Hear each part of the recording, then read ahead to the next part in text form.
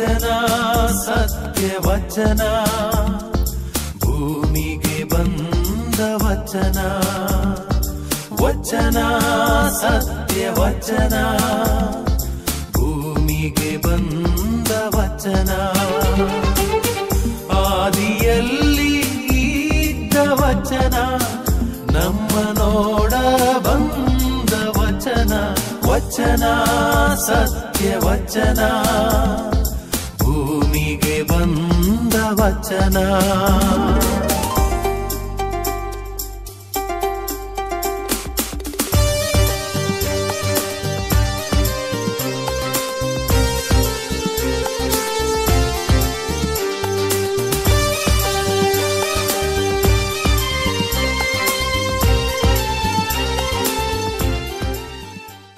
ಪಿತನ ಸುತನ ಮತ್ತು ಪವಿತ್ರ ಆತ್ಮನ ನಾಮದಲ್ಲಿ ಆಮೆನ್.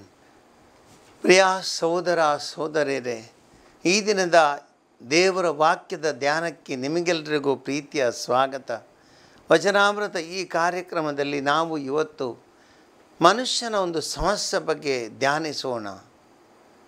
ಪ್ರತಿಯೊಬ್ಬರ ಜೀವನದಲ್ಲಿ ಕಷ್ಟಗಳು ಬಂದೊದಗುತ್ತವೆ. ಅದು ಆರ್ಥಿಕ ಸಂಕಷ್ಟಗಳು. ಆರ್ಥಿಕ ಸಂಕಷ್ಟದಲ್ಲಿ ನಮಗೆ ಸಹಾಯವಾಗುವಂಥ ಒಂದು ಒಳ್ಳೆಯ ಆಯುಧವೆಂದರೆ ಅದು ಸಾಲ. ನಷ್ಟವಾಗುತ್ತೆ, ಕಷ್ಟಗಳು ಬರುತ್ತೆ. ಆ ಸಮಯದಲ್ಲಿ ನಾವು ಏನು ಮಾಡಬಹುದು? ಕೈ ಖಾಲಿ ಆಗಿದ್ರೆ ಏನು ಮಾಡೋಕ್ಕಾಗಲ್ಲ.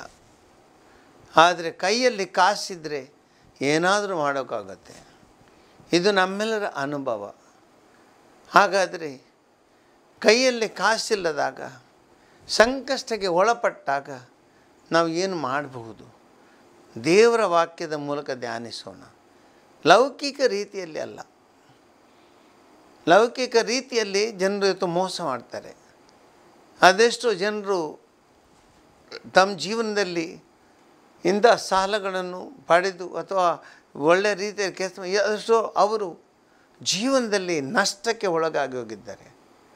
ಆದರೆ ಇವತ್ತಿನ ಈ ದೇವರ ವಾಕ್ಯ ಯಾವ ರೀತಿಯಲ್ಲಿ ನಾವು ಈ ಒಂದು ಸಾಲ ಎಂಬ ಆಯುಧವನ್ನು ಉಪಯೋಗಿಸ್ಬೋದು, ಅದರಿಂದಾಗಿ ಎಷ್ಟು ಜನರಿಗೆ ಒಳ್ಳೆಯದನ್ನು ಮಾಡ್ಬೋದು, ಇದರ ಬಗ್ಗೆ ಧ್ಯಾನಿಸೋಣ. ಇವತ್ತಿನ ದೇವರ ವಾಕ್ಯ ಸಿರಾಕನ ಗ್ರಂಥದಿಂದ ಆರಿಸಲಾಗಿದೆ. 29ನೇ ಅಧ್ಯಾಯ ವಾಕ್ಯ 1ರಿಂದ ನಾವೆಲ್ಲರೂ ಧ್ಯಾನಿಸೋಣ. ನೆರೆಯವನಿಗೆ ಸಾಲ ಕೊಡುವವನು ಕರುಣಾಳು, ಅವರಿಗೆ ಕೈಯಲ್ಲಾದ ನೆರವೇಯುವವನು ದೈವಾಜ್ಞೆಯ ಪರಿಪಾಲಕನು. ನೆರೆಯವನಿಗೆ ಕೊರತೆ ಬಂದಾಗ ಸಾಲ ಕೊಡು, ಎರವು ತಂದುದನ್ನು ಆತನಿಗೆ ಸಕಾಲದಲ್ಲಿ ತೀರಿಸಿಬಿಡು. ಕೊಟ್ಟ ವಚನ ಪಾಲಿಸು, ಅವನೊಂದಿಗೆ ನಂಬಿಗಸ್ತನಾಗಿರು. ಹಾಗೆ ನಿನಗೆ ಬೇಕಾದುದೆಲ್ಲವೂ ಅಗತ್ಯವಿದ್ದಾಗ ಸಿಗುವುದು. ಸಹೋದರ ಸಹೋದರಿಯ, ಮೊದಲು ಈ ವಾಕ್ಯಗಳನ್ನು ಧ್ಯಾನಿಸೋಣ. ಇವತ್ತಿನ ಸಮಾಜದಲ್ಲಿ ಅದೇ ಒಂದು ಕೆಟ್ಟ ವಿಷಯವೆಂದರೆ ಸಾಲ ಮರುಪಾವತಿ. ನಾನು ಯಾಕೆ ಇವತ್ತು ಈ ವಾಕ್ಯವನ್ನು ನಾನು ಆರಿಸಿಕೊಂಡಿದ್ದೇನೆ? ನಮಗೆಲ್ಲರಿಗೊಂದು ಆತ್ಮಸಾಕ್ಷಿ ಇದೆ. ಈ ಆತ್ಮಸಾಕ್ಷಿ ನಾವು ಮಾಡುವುದು ಸತ್ಯವೋ ಸರಿಯೋ ಸುಳ್ಳೋ ಅಥವಾ ಸತ್ಯವೋ ಸುಳ್ಳು ಎಂಬುದರ ಬಗ್ಗೆ ಹೇಳುತ್ತೆ. ಅದೆಷ್ಟೋ ಜನರು ಸಾಲವನ್ನು ತಗೊಳ್ಳುವಾಗ ಸುಳ್ಳು ಹೇಳ್ತಾರೆ. ನಾನು ಕೊಡ್ತೀನಿ, 10 ದಿವಸದಲ್ಲಿ ಕೊಡ್ತೀನಿ, 1 ತಿಂಗಳಲ್ಲಿ ಕೊಡ್ತೀನಿ, 1 ವರ್ಷದಲ್ಲಿ ಕೊಡ್ತೀನಿ. ಆದರೆ ಕೊಟ್ಟ ಸಾಲವನ್ನು ಹಿಂದೆ ಕೊಡುವಂತಹ ಗೋಜಿಗೆ ಹೋಗುವುದಿಲ್ಲ. ಈ ಸಾಲ ತಗೊಂಡು ಕೊಡದಿದ್ದಾಗ ಆ ಕೊಟ್ಟವರು ಎಷ್ಟು ಕಷ್ಟಕ್ಕೆ ಒಳಗಾಗಿದ್ದಾರೆ, ಕಿಂಚಿತ್ತು ಇದರ ಬಗ್ಗೆ ಯೋಚಿಸುವುದಿಲ್ಲ. ಆದ್ದರಿಂದ ಇವತ್ತು ಈ ಸಾಲ ಎಂಬ ಇದರ ವಾಕ್ಯದ ಬಗ್ಗೆ ಧ್ಯಾನಿಸೋಣ, ಆತ್ಮಸಾಕ್ಷಿಯನ್ನು ಸರಿಪಡಿಸೋಣ. ಸಾಲ ಎಂದರೆ ಏನು? ಈ ಸಾಲದಿಂದ ಎಷ್ಟೋ ಜೀವಗಳು ಇವತ್ತು ಹೋಗಿಬಿಟ್ಟಿವೆ. ಸಾಲ ತೀರಿಸಲಾಗದೆ ಇವತ್ತು ಎಷ್ಟೋ ಜನರು ಆತ್ಮಹತ್ಯೆ ಮಾಡಿಕೊಳ್ತಿದ್ದಾರೆ. ಆದ್ದರಿಂದ ಈ ಸಾಲದ ಬಗ್ಗೆ ಖಂಡಿತವಾಗಿ ಆತ್ಮಸಾಕ್ಷಿಯಿಂದ ನಾವು ಧ್ಯಾನಿಸೋಣ. ದೇವರ ವಾಕ್ಯ ಹೇಳ್ತೆ, ನೆರೆಯವನಿಗೆ ಸಾಲ ಕೊಡುವವನು ಕರುಣಾಳು. ಖಂಡಿತ ಒಬ್ಬ ಮನುಷ್ಯ ನನ್ನ ಬಳಿಗೆ ಬರುತ್ತಾನೆ, ತನ್ನ ಕಷ್ಟ ಹೇಳಿಕೊಳ್ಳುತ್ತಾನೆ, ಅದನ್ನೆಲ್ಲ ಕೇಳುವಾಗ ನನ್ನ ಮನಸ್ಸು ಮರುಕಗೊಳ್ಳುತ್ತದೆ. ಆತನ ಕಷ್ಟವನ್ನು ನೋಡಿ ನನಗೊಂದು ನನ್ನ ಹೃದಯ ಒಂದು ರೀತಿಯಲ್ಲಿ ಕಸಿವಿಸಿ ಆಗದ. ಆದ್ದರಿಂದ ನಾನೇನು ಮಾಡ್ತೇನೆ, ಆತನಿಗೆ ಸಹಾಯ ಮಾಡ್ತೇನೆ. ಹೋಗಪ್ಪ, ನಿನಗೇನು ಬೇಕು, ಸಾಲ ಬೇಕಾ, ಎಷ್ಟು ಸಾವಿರ, ಓಕೆ ಎಷ್ಟು ಸಾವಿರ ನಾನು ಸಾಲ ಕೊಡ್ತಾನೆ. ಯಾಕೆ ಈತನು ಕೊಡ್ತಾನೆ? ಆತನು ಕರುಣಾಳು, ಆತನಲ್ಲಿ ಕರುಣೆ ಇದೆ, ಇತರರ ಬಗ್ಗೆ ಆತನಿಗೆ ಕಳಕಳಿ ಇದೆ, ಇತರರ ಒಳ್ಳೆಯದನ್ನು ಯೋಚಿಸ್ತಾನೆ, ಹಾಗಾಗಿ ಸಾಲ ಕೊಡುತ್ತಾನೆ. ಇವನಲ್ಲಿ ಹಣ ಜಾಸ್ತಿ ಇದೆ ಅಂತ ಸಾಲ ಕೊಡಲ್ಲ. ಆದರೆ ಒಬ್ಬನ ಕಷ್ಟದ ಪರಿಸ್ಥಿತಿಯನ್ನು ಅರ್ಥ ಮಾಡಿಕೊಂಡು ಈ ಕಷ್ಟದ ಪರಿಸ್ಥಿತಿಯಲ್ಲಿ ಆತನಿಗೆ ಸಹಾಯ ಮಾಡಬೇಕು, ಒಳ್ಳೆಯ ಮನಸ್ಸಿನಿಂದ ಒಳ್ಳೆಯ ಹೃದಯದಿಂದ ಆತನು ಸಾಲ ಕೊಡ್ತಾನೆ. ಇದನ್ನು ಸಾಲ ತಗೊಳ್ಳೋರು ಯೋಚಿಸಬೇಕು. ಈ ಸಾಲ ಒಳ್ಳೆಯ ಮನಸ್ಸಿನ ಫಲವಾಗಿ ಬಂದಿದೆ ವಿನಃ ಆತನದಲ್ಲಿ ಇದ್ದ ಒಂದು ಹಣದ ಇಷ್ಟು ಹೆಚ್ಚಾಗಿ ಹರಿದು ಬಂದು ಅದನಿಗೆ ಜಾಸ್ತಿಯಾಗಿ ಅವನು ಕೊಟ್ಟು ಇಲ್ಲ. ಅದೆಷ್ಟೋ ಜನರು ತ್ಯಾಗ ಮಾಡಿ ಸಾಲ ಕೊಡ್ತಾರೆ. ನಾನು ನೋಡಿದ್ದೇನೆ, ಒಬ್ಬ ಮಿತ್ರ, ಆತನ ಮಿತ್ರನಿಗೆ ಸಾಲ ಕೊಡುವುದಕ್ಕಾಗಿ ತನ್ನ ಹೆಂಡತಿಯ ಚಿನ್ನವನ್ನು ಬ್ಯಾಂಕಿನಲ್ಲಿ ಅಡವಿಟ್ಟು ಅದನ್ನು ಸಾಲ ಕೊಟ್ಟಿದ್ದಾನೆ. ಆದರೆ ಈ ಪುಣ್ಯಾತ್ಮ ಸಾಲ ತಗೊಂಡವನು ಕೊಡಲೇ ಇಲ್ಲ. ಹಿಂದಕ್ಕೆ ಎಷ್ಟು ವರ್ಷಗಳು ಆತನ ಮಿತ್ರನ ಹೆಂಡತಿಯ ಚಿನ್ನ ಅಡವಿಟ್ಟದ್ದು ಅದೆಲ್ಲ ಆಕ್ಷನ್ ಆಗಿ ಹೋಯಿತು. ಮಿತ್ರನಿಗಾಗಿ ತನ್ನ ಹೆಂಡತಿಯ ಚಿನ್ನವನ್ನು ಕಳ್ಕೊಂಡ ಪರಿಸ್ಥಿತಿ. ಆದರೆ ಈತನಿಗೆ ಅದು ಆತನಿಗೆ ಅದೇನು ತಪ್ಪು ಮಾಡಿದ, ಆ ತಪ್ಪು ಗ್ರಹಿಕೆ ಬರುವುದಿಲ್ಲ. ನೋಡಿ ಎಂಥ ದುರಂತ. ಹೇಗೆ ಸಹಾಯ ಮಾಡುವುದು? ನಾವು ಕೊಟ್ಟ ಸಾಲ ಹಿಂದಿರುಗಿಸದಿದ್ದರೆ ಹೇಗೆ ಸಹಾಯ ಮಾಡುವುದು? ದೇವರ ವಾಕ್ಯ ಹೇಳ್ತದೆ, ಅವರಿಗೆ ಕೈಯಲ್ಲಾದ ನೆರವೀಯುವವನು ದೈವಾಜ್ಞೆಯ ಪರಿಪಾಲಕನು. ಒಬ್ಬನು ದೈವಾಜ್ಞೆಯ ಪರಿಪಾಲಕನಾಗಿ ಸಾಲ ಕೊಡುತ್ತಾನೆ. ಒಬ್ಬ ಮನುಷ್ಯನಿಗೆ ಸಹಾಯ ಮಾಡಬೇಕು, ಕಷ್ಟದಲ್ಲಿ ಇರುವವನಿಗೆ ಕಷ್ಟದಲ್ಲಿ ನಾನು ನೆರವನ್ನು ಕೊಡಬೇಕು, ಆತನಿಗೆ ಅಂಥ ಒಳ್ಳೆಯ ಮನಸ್ಸಿನಿಂದ ಸಾಲ ಕೊಡುತ್ತಾನೆ.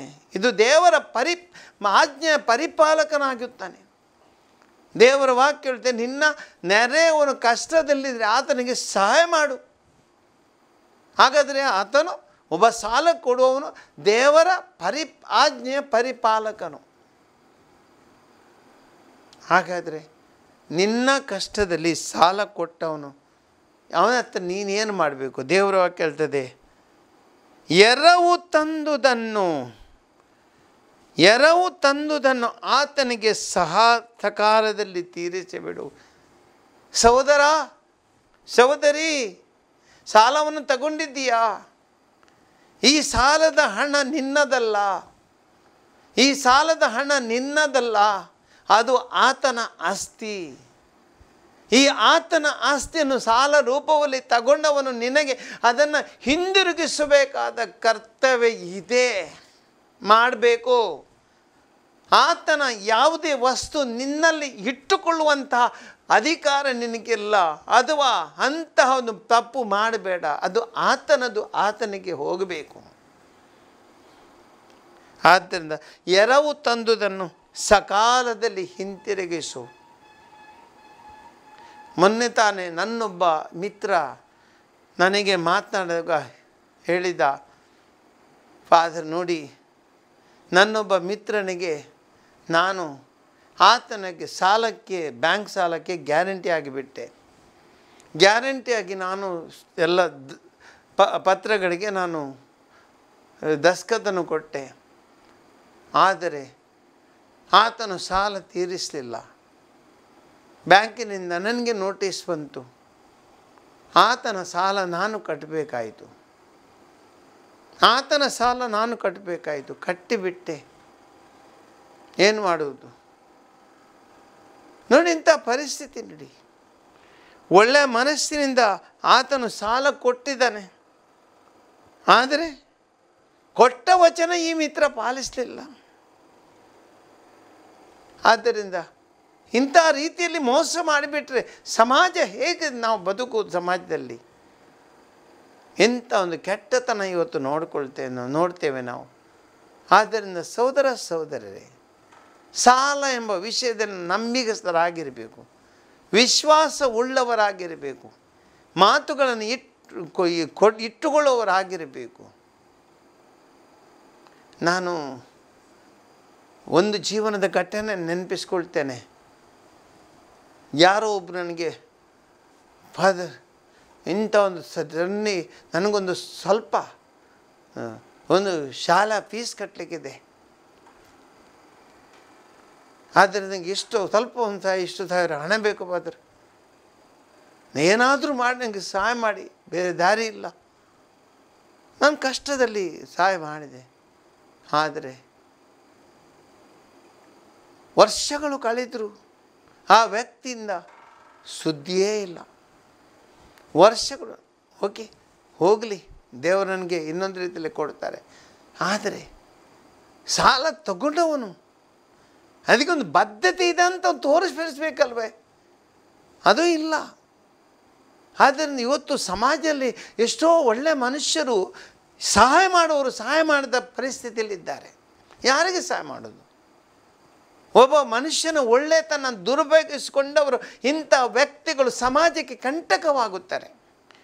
ಇದರಿಂದ ಒಳ್ಳೆತನನ್ನು ಸಮಾಜದಲ್ಲಿ ತೋರಿಸಲಿಕ್ಕೆ ಸಮಸ್ಯೆ ಆಗುತ್ತೆ. ಯಾರು ಕೊಡುವವರು ಯಾರು ಕೊಡದಿರೋ ಅಂತ ಆಗುವುದಿಲ್ಲ. ಆದ್ದರಿಂದ ದೇವರ ವಾಕ್ಯ ಹೇಳ್ತೀನಿ, ನಂಬಿಗಸ್ತನಾಗಿರು, ಕೊಟ್ಟ ವಚನ ಪಾಲಿಸು. ನಿನಗೆ ಸಾಲ ತಗೊಂಡಿದ್ದೀಯಾ, ಆ ಸಕಾಲದಲ್ಲಿ ಕೊಡಲಿಕ್ಕೆ ಸಾಧ್ಯವಿಲ್ಲ, ಹೋಗೋವನ ಬಳಿಗೆ ಹೋಗು. ಅದು ನೋಡಪ್ಪ, ಅಣ್ಣ ಮಿತ್ರ, ನಾನು ಸಾಲ ತಗೊಂಡಿದ್ದೇನೆ, ಇಂಥ ಪರಿಸ್ಥಿತಿ ಮುಂದೆ ಕೊಡಲಿಕ್ಕೆ ಆಗಲಿಲ್ಲ, ಇನ್ನು ಸ್ವಲ್ಪ ಸಮಯ ಕೊಡು. ಕೇಳ್ಬೋದಲ್ಲ? ನಿನ್ನಲ್ಲಿ ಆ ಅನಿಸಿಕೆ ಇಲ್ಲ ಅಂದರೆ, ಪಾಲಿಸುವಂಥ ಕರ್ತವ್ಯದ ಅನಿಸಿಕೆ ಇಲ್ಲ ಅಂದರೆ ಹೇಗೆ? ಕೊಟ್ಟ ವಚನವನ್ನು ಪಾಲಿಸು. ದೇವರ ವಾಕ್ಯ ಹೇಳ್ತಾ ಇದ್ದೀನಿ, ನೀನು ಅವನೊಂದಿಗೆ ನಂಬಿಗಸ್ತನಾಗಿರು, ಹಾಗೆ ನಿನಗೆ ಬೇಕಾದುದೆಲ್ಲವೂ ಅಗತ್ಯವಿಲ್ಲವಿದ್ದಾಗ ಸಿಗುವುದು.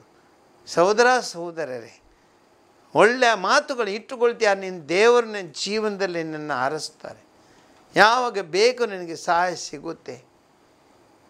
ಕೆಲವರಿದ್ದಾರೆ ಸಹಾಯ ಮಾಡುವಾಗ ಒಮ್ಮೆ ದುರುಪಯೋಗಿಸ್ಕೊಂಡ್ರೆ ಪುನಃ ಅವನಿಗೆ ಹೇಗೆ ಸಹಾಯ ಮಾಡೋದು? ಯಾರೋ ಸಹಾಯ ಮಾಡುವವರು ಮಾಡುವುದಿಲ್ಲ. ಅದರಿಂದ ಅವಕಾಶಗಳನ್ನ ಕಳ್ಕೊಳ್ಳುತ್ತೇವೆ. ಮುಂದೆ ದೇವರ ವಾಕ್ಯ ಹೇಳ್ತದೆ, ಅನೇಕರು ಸಾಲವನ್ನು ದೊರೆತ ಲಾಭವೆಂದೆನಿಸಿದ್ದಾರೆ. ಸಾಲವೆಂದರೆ ಲಾಭವೆಂದು ಅನೇಕರು, ನನ್ನ ಸಹೋದರರೇ, ನಾನು ನೋಡಿದ್ದೇನೆ, ಅನೇಕರು ಸಾಧ್ಯ ಇದ್ದವರು ಬಡವರಿಗಾಗಿದ್ದ ಬ್ಯಾಂಕು ಸಾಲಗಳನ್ನು ಈ ಸರಕಾರಿಯನ್ನು ಕೊಡುತ್ತೆ, ಅದನ್ನು ದುರುಪಯೋಗಿಸ್ಬಿಡುತ್ತಾರೆ. ಬಡವರಿಗಿದ್ದ ಸಾಲ ಶ್ರೀಮಂತರು ಪಡ್ಕೊಳ್ತಾರೆ. ನಾನೊಂದು ವಿಚಾರಣಾ ಕೇಂದ್ರದಲ್ಲಿ ಒಬ್ಬ ವ್ಯಕ್ತಿಯನ್ನು ಕಂಡಿದ್ದೆ. ಸರಕಾರದಿಂದ ಸಬ್ಸಿಡಿ ಸಾಲಗಳು ಎಷ್ಟು ದೊರಕುತ್ತವೆ, ಎಷ್ಟು ಅನುದಾನಗಳು ಎಲ್ಲವನ್ನೂ ಅವರು ಪಡ್ಕೊಳ್ತಾರೆ. ಅದನ್ನು ಏನು ಮಾಡ್ತಾರೆ? ತಂದು ಬ್ಯಾಂಕಿನಲ್ಲಿ ಫಿಕ್ಸೆಡ್ ಡೆಪಾಸಿಟ್ ಆಗಿಡ್ತಾರೆ. ಅಂದರೆ ಅದರಲ್ಲಿ ಬಡ್ಡಿ ಇಲ್ಲ, ಇದರಲ್ಲಿ ಬಡ್ಡಿ ಬರುತ್ತೆ. ಈ ರೀತಿಯಲ್ಲಿ ಹಣ ಮಾಡಿಕೊಳ್ತಾರೆ. ಅದು ಸಾಲ ಯಾರಿಗೆ ಹೋಗಬೇಕು? ಬಡವರಿಗೆ, ಉಳ್ಳವರಿಗಲ್ಲ. ನೋಡಿ, ಇಂಥ ಘಟನೆಗಳು ಸಮಾಜದಲ್ಲಿ ನಡೆಯುತ್ತವೆ. ಸಹೋದರ ಸಹೋದರರೇ, ನಾವೆಲ್ಲ ಸಮಾಜದಲ್ಲಿ ಬದುಕೋರು, ಸಮಾಜದ ಹಿತಕ್ಕಾಗಿ ನೋಡಬೇಕು ನಾವು. ಯಾರೋ ಬಡವರಿಗೆ ಸಿಗುವ ಸಾಲ, ಯಾರೋ ಬಡವರಿಗೆ ಸಿಗುವ ಸಬ್ಸಿಡಿ, ಯಾರು ಬಡವರಿಗೆ ಸಿಗುವಂತಹ ಅದರ ಸಹಾಯ ನಾವು ಪಡ್ಕೊಂಡು ಅದರಿಂದ ಲಾಭ ಮಾಡಿಕೊಂಡ್ರೆ ದೇವರ ಮುಂದೆ ತಪ್ಪಲ್ಲವೇ? ಯಾರ ಹೊಟ್ಟೆಗೆ ನಾವು ಕಲ್ಲು ಹೊಡೆಯುವುದಿಲ್ಲವೇ? ಮೋಸ ಮಾಡುವುದಿಲ್ಲವೇ? ಇದರಿಂದ ಎಷ್ಟು ಹಣ ಮಾಡ್ಬೋದು ನಾವು? ಅದನ್ನು ಹಣ ಮಾಡಿ ಕೊಂಡೋಗ್ತೀವ ನಾವು? ಯಾರ್ಯಾರ ಹೊಟ್ಟೆಗೆ ಕಲ್ಲು ಹೊಡೆದು ಮಾಡಿದಂಥ ಮೋಸದ ಹಣ ತಿನ್ನಲಿಕ್ಕೆ ನಮಗೆ ಸಿಗಲ್ಲ. ನೆನಪಿಡೋಣ, ತಿನ್ನಲಿಕ್ಕೆ ಸಿಗಲ್ಲ.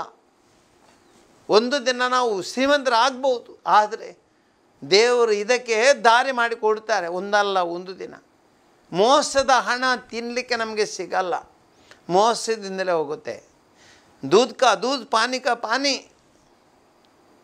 ಒಳ್ಳೆಯ ಪ್ರಾವರ್ಬ್ ಇದೆ.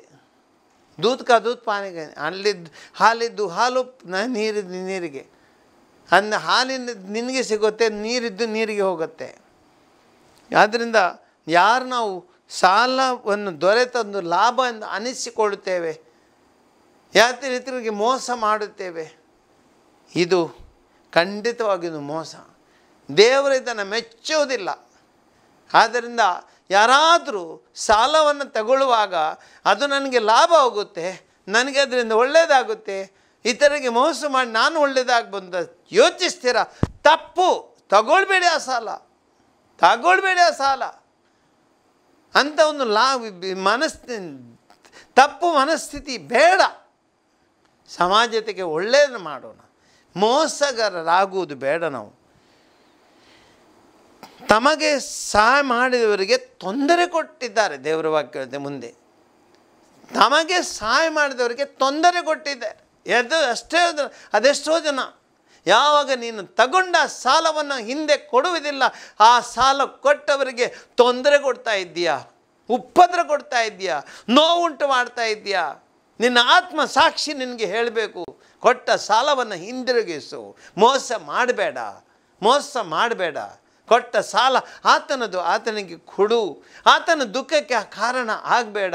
ಯಾರೋ ಆತನು ನಿನಗೆ ಕಷ್ಟದಲ್ಲಿ ನಿನಗೆ ಸಹಾಯ ಮಾಡಿದ್ದಾನೆ. ಆದ್ದರಿಂದ ನಿನ್ನ ಜೀವನದಲ್ಲಿ ಯಾರಿಗೂ ಮೋಸ ಮಾಡಬೇಡ. ಮುಂದೆ ದೇವ ವಾಕ್ಯ ನಮಗೆ ಹೇಳುತ್ತೆ, ಸಾಲ ಸಿಕ್ಕುವ ತನಕ ಕೊಡುವವನ ಕೈಗೆ ಮುತ್ತಿಡುವನು. ಸಾಲ ಸಿಗುವ ತನಕ ಕೊಡುವ ಕೈಗೆ ಮುತ್ತಿಡ್ತಾ ಹೋಗ್ತೀಯಾ. ಆತನಿಗೆ ಹೇಗಾದರೂ ಮಂಗ ಮಾಡಿ ಈತನು ಸಾಲ ಪಡಿಬೇಕಂತ ಮಾತಿಗೆ ಒಳ್ಳೆ ಸಿಹಿ ಮಾತುಗಳದ್ದು ಆಡ್ತೀಯ. ಆದರೆ ನೆರೆಯವನ ಹಣಕ್ಕಾಗಿ ಸವಿ ಮಾತು ಆಡುವನು. ಸಾಲ ತೀರಿಸುವ ಸಮಯ ಬಂದಾಗ ಕಳೆಯುವನು. ಹೊತ್ತು ಕಾಲ ಕೆಟ್ಟಿದೆ ಆಡುವನು ಇಲ್ಲ ಸಲ್ಲದ ಮಾತುಗಳನ್ನು. ಎಷ್ಟೋ ಜನರಿದ್ದಾರೆ, ಸಾಲ ಪಡೆಯುವಾಗ ಒಳ್ಳೆಯದನ್ನೇ ಹೇಳ್ತೀಯ, ನಿನ್ನ ಕೆಲಸ ತೀರಿತು ಆಯಿತು, ಮತ್ತು ಆತನ ನೆನಪಿಲ್ಲ, ಆತನ ಬಗ್ಗೆ ಒಳ್ಳೆತನ ಮಾತುಗಳಿಲ್ಲ, ಆತನ ಬಗ್ಗೆ ಕೆಟ್ಟ ಮಾತುಗಳು. ಅದನ್ನು ಹೀಗೆ ಮಾಡಿದ್ದಾನೆ, ಆತನ ಮೋಸದ ಹಣ ಯಾರು ಲೂಟಿ ಮಾಡಿದಾನೆ ನನಗೆ ಕೊಟ್ಟಿದ್ದಾನೆ, ಯಾಕಂದೇನು ಕೊಡಬೇಕು. ಕೆಟ್ಟ ಮಾತುಗಳು, ಮೋಸದ ಮಾತುಗಳು, ವಿಶ್ವಾಸಘಾತುಕತನ. ಸಾಲ ತಗೊಂಡಿದ್ದೀಯಾ ಸಿಹಿ ಮಾತುಗಳಿಂದ, ಈಗ ಕೆಟ್ಟ ಮಾತುಗಳಿಂದ ಆತ ಮಾನ ಮರ್ಯಾದೆ ಹರಾಜು ಮಾಡ್ತಿದ್ದೀಯಾ. ಎಂತಹ ಕೆಟ್ಟ ಕೆಲಸ ಮಾಡ್ತಿದ್ದೀಯಾ. ಮಾಡಬೇಡ ಸಹೋದರ, ಮಾಡಬೇಡ ಸಹೋದರಿ, ಇಂಥ ಕೆಲಸ ಮಾಡಬೇಡ. ಆತನ ನಿನಗೆ ಸಾಲ ಕೊಟ್ಟಿದ್ದ ನಿನಗೆ ಒಳ್ಳೆತನದಿಂದ ಆತನ ಒಳ್ಳೆತನವನ್ನು ಮರೆಯದಿರು. ನಿನ್ನ ಕೆಟ್ಟತನವನ್ನು ಆತನ ಮುಂದೆ ತೋರಿಸಬೇಡ. ಸಾಲ ಕೊಟ್ಟಿದ್ದರಲ್ಲಿ ಅರ್ಧ ಹಿಂದಕ್ಕೆ ಬಂದರೆ ಬಂದದ್ದೇ ಲಾಭ ಎನ್ನಬೇಕಾಗುತ್ತೆ. ಆದರೆ ಅದು ಬಾರದಿದ್ದರೆ ಕೊಟ್ಟವನ ಕೈಯಿಂದ ಅದು ಅಪಹರಿಸಿದಂತೆ. ಯಾವಾಗ ನೀನು ಕೊಟ್ಟ ಸಾಲವನ್ನು ಹಿಂದಿರುಗಿಸಿದ ಆತನಿಂದ ಅಪಹರಿಸ್ತೀನಿ. ನೀನು ಅಪಹರಣ, ಮೋಸ. ಆದ್ದರಿಂದ ಏನಾಗುತ್ತೆ ಮುಂದೆ ಇದರ ಪರಿಣಾಮ? ಕಾರಣವಿಲ್ಲದೆ ಅವನೊಡನೆ ಹಗೆತನ ನೀನು ಬೆಳೆಸಿದಂತಾಗುತ್ತೆ. ಸಾಲ ಕೊಟ್ಟವನಲ್ಲಿ ನೀನು ಹಗೆತನವನ್ನು ಬೆಳೆಸಿಕೊಂಡಬೇಕಾಗುತ್ತೆ. ಎಂತಹ ದುರ್ವಿಧಿ, ಎಂತಹ ದುಷ್ಪರಿಣಾಮ, ಕೆಟ್ಟ ಪರಿಸ್ಥಿತಿ. ಒಳ್ಳೆಯದನ್ನು ಹೋಗಿ ಮಾಡಲಿಕ್ಕೆ ಹೋಗಿ ಇವತ್ತು ಒಂದು ರೀತಿಯಲ್ಲಿ ಹಗೆತನ ಬೆಳೆಸಿಕೊಂಡಾಗ್ತದೆ. ಸಹೋದರ ಸಹೋದರರೇ, ಈ ದೇವರ ವಾಕ್ಯವನ್ನು ನಾವೆಲ್ಲರೂ ಇವತ್ತು ಆತ್ಮಸಾಕ್ಷಿಯಿಂದ ಧ್ಯಾನಿಸೋಣ. ಆತ್ಮಸಾಕ್ಷಿಯಿಂದ ಧ್ಯಾನಿಸೋಣ. ನಮಗೆಲ್ಲರಿಗೂ ಆತ್ಮಸಾಕ್ಷಿ ಇದೆ. ನಾವೆಲ್ಲರೂ ಒಂದಲ್ಲ ಒಂದು ರೀತಿಯಲ್ಲಿ ಸಾಲ ಪಡ್ಕೊಳ್ತೇವೆ, ಸಾಲ ಕೊಡುತ್ತೇವೆ. ಈ ಸಾಲದ ವ್ಯವಹಾರದಲ್ಲಿ ಆತ್ಮಸಾಕ್ಷಿ ಇರಲಿ. ಒಳ್ಳೆಯದನ್ನು ಮಾಡುವವರಿಗೆ ಒಳ್ಳೆಯದನ್ನು ಮಾಡೋಣ, ಕೆಟ್ಟದನ್ನು ಬಗೆಯುವುದು ಬೇಡ. ಅದೇ ರೀತಿಯಲ್ಲಿ ಆತ್ಮಸಾಕ್ಷಿಯಿಂದ ಇತರರಿಗೇನು ಸಲ್ಲಬೇಕು ಅದನ್ನು ಇತರರಿಗೆ ಕೊಡೋಣ. ಯಾವ ರೀತಿಯಲ್ಲಿ ಮೋಸ ಮಾಡಿ ಇತರರ ಕಷ್ಟಗಳಿಗೆ ನೋವುಗಳಿಗೆ ಕಾರಣರಾಗುವುದು ದೇವರ ಮುಂದೆ ತಪ್ಪು. ಇದನ್ನು ಮನಸ್ಸಲ್ಲಿಟ್ಟುಕೊಂಡು ಒಂದುಗಳಿಗೆ ದೇವರಲ್ಲಿ ಪ್ರಾರ್ಥಿಸೋಣ.